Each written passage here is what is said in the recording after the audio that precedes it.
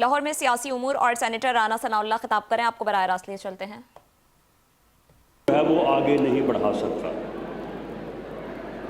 اسی بات میں جو ہے وہ ساری پاکستان کی آج تک کی جو صورتحال ہے اس کا جو ہے وہ احاطہ ہوتا ہے۔ تو میں ان کی باتوں کو جو ہے وہ آپٹ کرتے ہوئے صرف جو ہمارے یہاں پہ مہمانان گرامی بیٹھے ہیں انہوں نے جو بہت ہی عمدہ باتیں کی ہیں ان میں سے ایک دو چیزوں کو میں وہ اس انداز سے ان کی تائید کے حوالے سے جو ہے وہ میں ان کے اوپر بات کروں گا تاکہ وہ بات جو انہوں نے کی ہے وہ اور زیادہ جو ہے وہ رجسٹرڈ ہو جائے۔ مجیب الرحمان شامی صاحب نے فرمایا کہ دفاعی تنصیبات پہ حملہ جو ہے وہ بہت غلط تھا، اس کی کسی صورت جو ہے وہ تائید نہیں کی جا سکتی، لیکن انہوں نے کہا کہ یہ جو سزاؤں کا سلسلہ ہے، ایک دفعہ سزا، دوسری دفعہ سزا، اور یہ جو ملاقاتوں پہ پابندی ہے اور اس کے بعد وہاں پہ جو تشدد کا ایلیمنٹ ہے، تو یہ کہاں تک جائے گا؟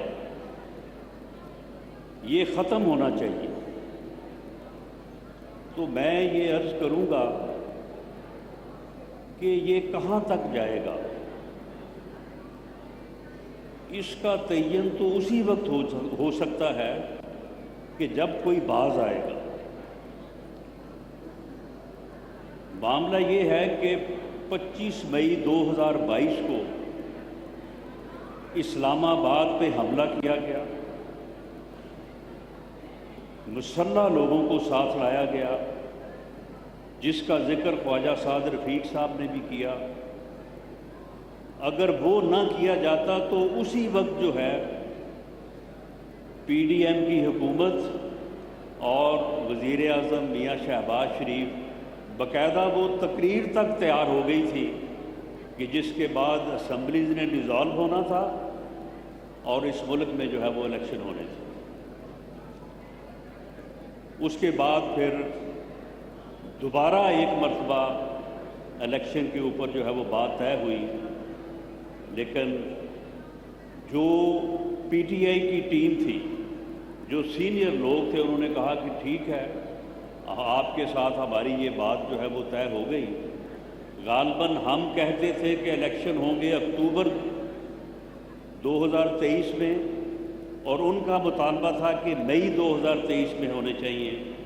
کوئی جولائی کے لگ بھگ جو ہے وہ کوئی ڈیٹ طے ہو گئی ان کے درمیان۔ خواجہ سعد رفیق صاحب بھی اس معاملے میں موجود تھے۔ تو پی ٹی آئی کی ٹیم نے کہا کہ بات تو بالکل طے ہو گئی ہے، ٹھیک ہے، لیکن ہمیں ذرا خان صاحب سے اجازت لے لینے دیں، تو اس کو کل جو ہے وہ اناؤنس کر دیں گے۔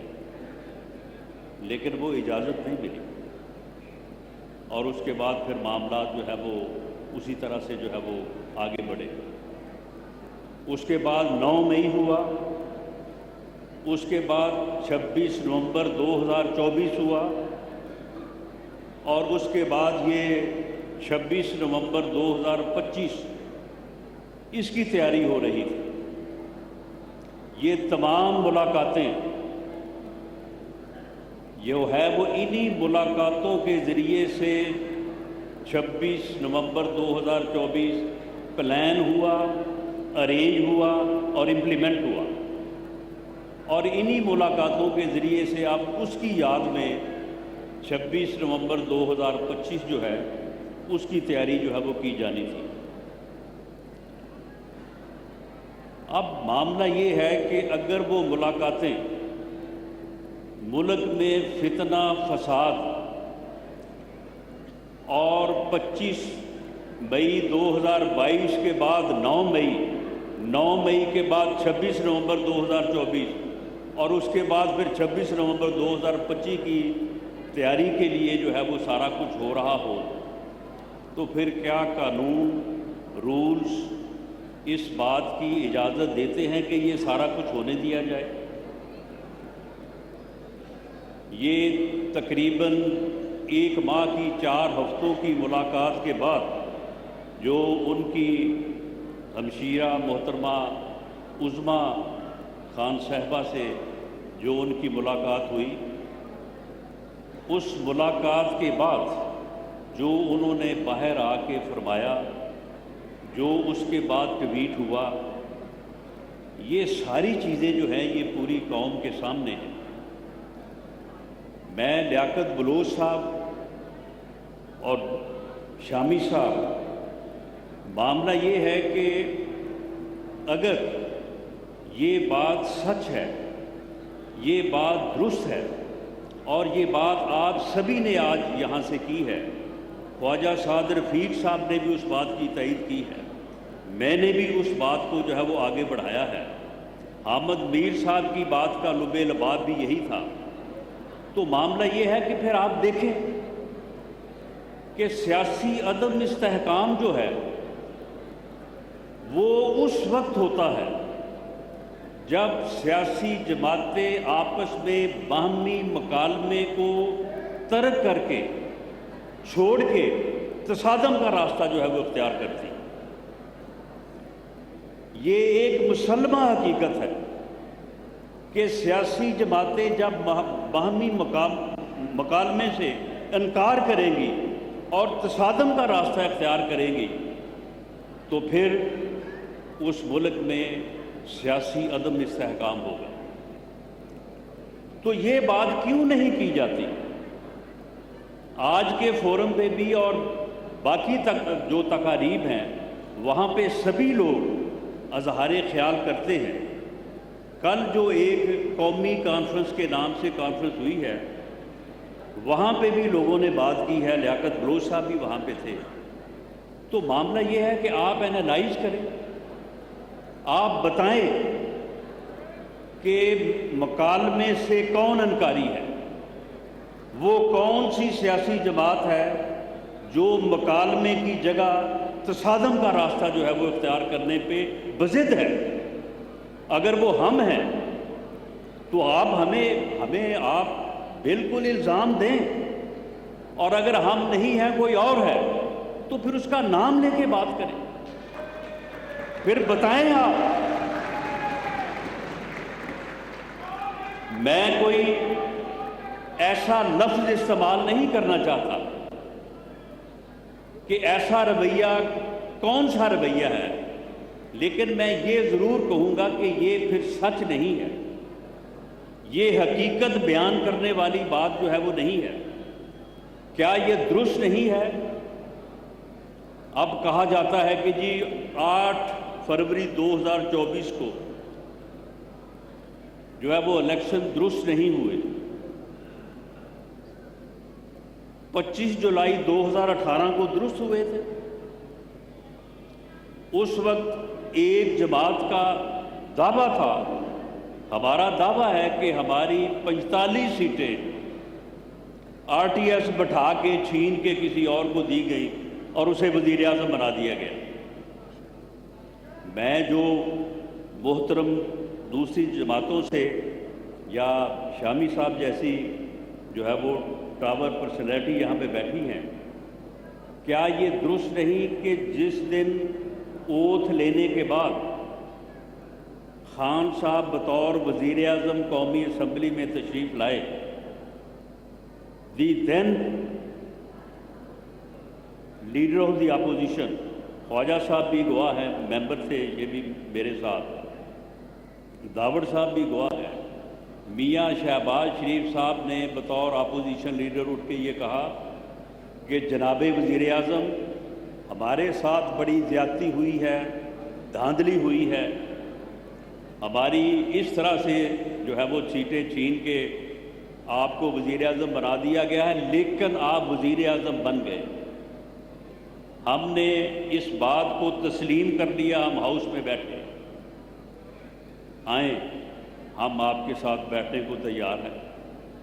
ہم آپ کے ساتھ ڈائلاگ کرنے کو تیار ہیں، ہم آپ کے ساتھ چارٹر آف اکانومی کو امپروو کرنے کو تیار ہیں، ہم آپ کے ساتھ چارٹر آف اکانومی کرنے کو تیار ہیں،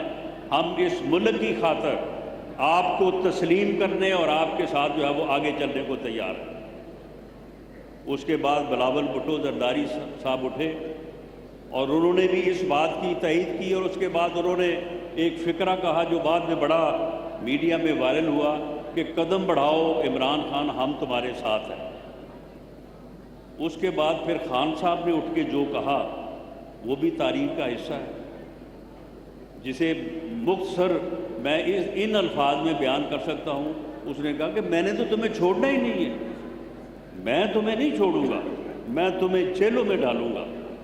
تم مجھ سے NRO مانگتے ہو۔ اب 30 جون 2025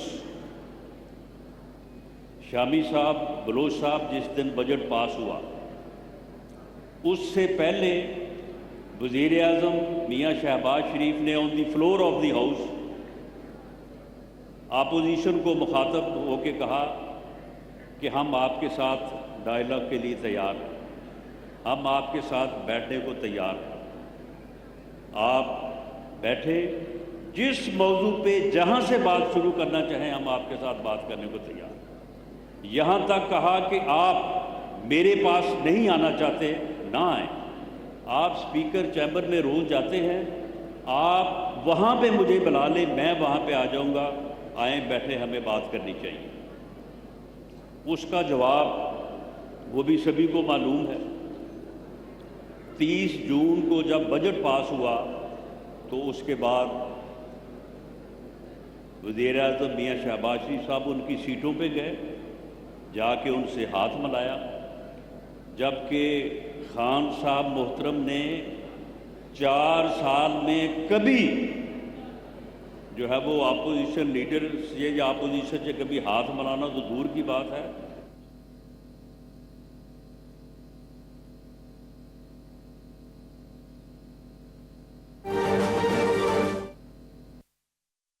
سینیٹر رانا ثناء اللہ خطاب کرتے انہوں نے کہا کہ پی ٹی آئی مذاکرات کے بجائے تصادم کی سیاست کرتی ہے۔ پی ٹی آئی کے دور حکومت میں ملکی بہتری کے لیے میثاق نے معیشت کی پیشکش کی۔ خواجہ محمد رفیق شہید کی جمہوریت کے لیے عظیم قربانیاں ہیں۔